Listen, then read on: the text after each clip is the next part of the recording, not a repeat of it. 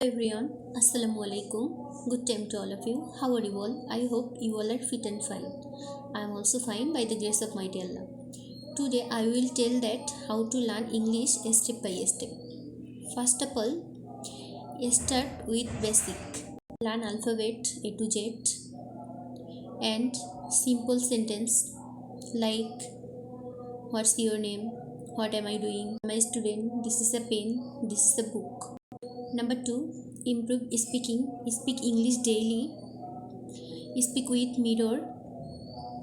Speak with yourself in front of mirror. Listening practice. Every day watch English cartoon, watch English movie, watch English news. And listen. If you listen English speaking, your mind will be fresh, your mind will be grow.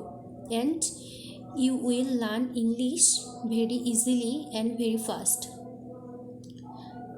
And you have to do reading practice, read short story, read English subtitle, and read daily 5 to 10 new word.